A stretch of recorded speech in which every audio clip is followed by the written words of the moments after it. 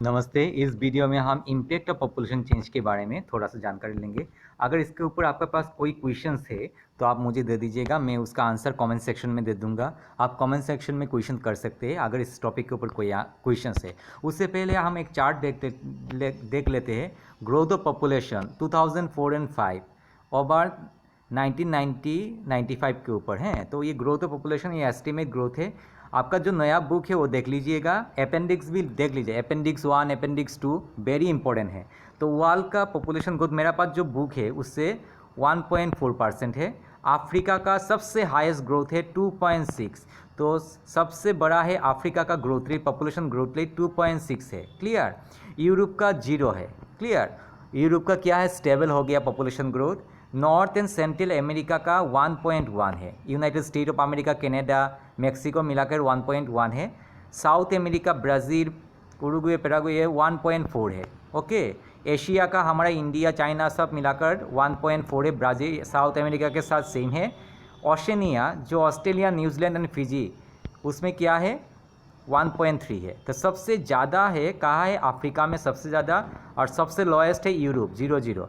तो एग्ज़ाम में आ सकता है कौन सा कॉन्टिनेंट सबसे ज़्यादा है, तो अफ्रीका दे दीजिएगा। मैप वर्क भी आ सकता है। क्लियर।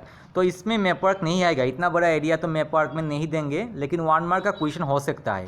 1 मार्क का क्वेश्चन क्या होगा, सबसे कौन सा कॉन्टिनेंट में ज़्यादा पॉपुलेशन ग्रोथ होता है, तो आप कॉन्टिनेंट बोलने से अफ्रीका दे दीजिएगा 2.6। ओके।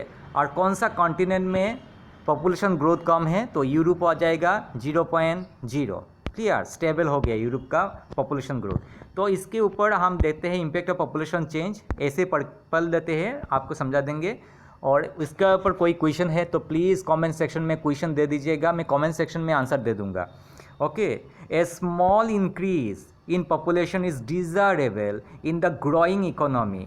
थोड़ा सा तो पॉपुलेशन ग्रोइंग होना चाहिए ग्रोइंग इकोनॉमी के लिए। ओके, ये बोला गया है। However population growth beyond a certain level leads to problems. अगर पॉपुलेशन ग्रोथ ज़्यादा हो जाता है, बियॉन्ड ए सर्टेन लेवल से ज़्यादा हो जाता है, तो बहुत सारा प्रॉब्लम्स हो सकता है। कैसा कैसा प्रॉब्लम्स देखिए। Of this the depletion of resources is the most serious.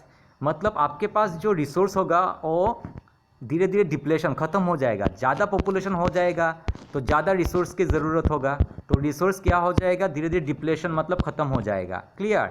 Next line देखिए, population decline is also a matter of concern. अगर पॉपुलेशन कम हो जा रहा है, फिर भी बहुत ज़्यादा कम हो जा रहा है, फिर भी वो मैटर ऑफ कंसर्न है। ये बहुत अच्छा बात नहीं है। ज़्यादा होने से भी अच्छा नहीं है, कम होने से भी अच्छा नहीं है। देखिए किस लिए। It indicates that resources that had supported a population earlier are now insufficient to maintain the population। अगर population decline हो रहा है किसी में, तो इसका मतलब है वहाँ पर जो रिसोर्स था पहले उसको जो सपोर्ट किया था, अब population ज़्यादा होने के कारण रिसोर्स सपोर्ट नहीं कर रहे हैं, इसीलिए population डिक्लाइन हो रहा है। वहाँ पर पॉपुलेशन शायद मर रहे हैं, नहीं तो पॉपुलेशन माइग्रेट कर, रिसोर्स नहीं है तो माइग्रेट करके दूसरे एरिया में जा रहे हैं। क्लियर। अभी देखिए नेक्स्ट पॉइंट में, पॉपुलेशन डिक्लाइन अफ्रीका में और एशिया में क्यों डिक्लाइन होता है।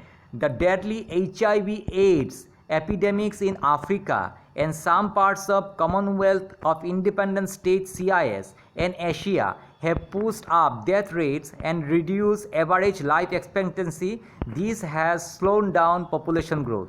तो जहाँ पर HIV एड्स है, जैसे अफ्रीका है, एशिया है, CIS है, वहाँ पर थोड़ा सा लाइफ एक्सपेक्टेंसी, जो पॉपुलेशन जिंदा रहते हैं, कोई 80 साल जिंदा रहेगा, अगर उसका HIV एड्स हो जाता है तो शायद वो 80 साल तक जिंदा नहीं रहेगा, जल्दी उसका देहांत हो जाएगा, इम्यूनिटी सिस्टम तो उसका डाउन हो जाता है ना। तो इसीलिए बोला है जहाँ जहाँ HIV एड्स है, एपिडेमिक्स है, जैसे अफ्रीका है, CIS है, एशिया है, उसमें पॉपुलेशंस डिक्रीज हो रहा है क्योंकि पॉपुलेशन का लाइफ एक्सपेक्टेंसी धीरे धीरे कम हो रहा है। ओके। तो इसके लिए स्लो डाउन ऑफ पॉपुलेशन हो रहा है। हालांकि आजकल तो HIV इसका मेडिसिन निकल गया, लोग बहुत साल जिंदा रह सकते हैं। ओके। नेक्स्ट देखिए, द डबलिंग स्टोरी। ये देखिए, the doubling story, it will take 36 years. किसके बारे में बोला है 36 ईयर्स, पढ़ते हैं। The annual population growth rate in India is 1.9%। India का ग्रोथ रेट क्या है? 1.9%। Okay, at this rate India's population of over 1 billion will double 36 years. Okay, 36 years में इंडिया का पॉपुलेशन क्या हो जाएगा? डबल हो जाएगा। ओके नेक्स्ट देखिए, some developed countries will take 318 years to double their population, whereas some countries still do not show symptoms of doubling of their population। Develop country में बहुत सारा कंट्रीज है, सम डेवलप कंट्रीज में doubling population कितने साल में होगा? 318 ईयर्स में। बाप रे बाप। और इंडिया में सिर्फ 36 ईयर्स में डबलिंग हो जाएगा। ओके तो बहुत सारा कंट्री ऐसा है कि डबलिंग नहीं दिखाएगा, सिम्टम्स कोई नहीं है, डबलिंग नहीं दिखा रहा है। बहुत सारा कंट्री, जैसे यूरोप का बहुत सारा कंट्रीज है, यूरोप का ग्रोथ कितना है? 0.0, तो ग्रोथ रेट तो पूरा स्टेबल हो गया और डबलिंग नहीं दिखाएगा। लेकिन डेवलप कंट्रीज़ में बहुत सारा कंट्रीज है, develop some of the develop countries, उसका डबलिंग कितना है? कितना ईयर्स में डबलिंग होगा पॉपुलेशन? 318 ईयर्स। My God. और इंडिया का सिर्फ 36 ईयर्स में डबलिंग हो जाएगा। क्लियर?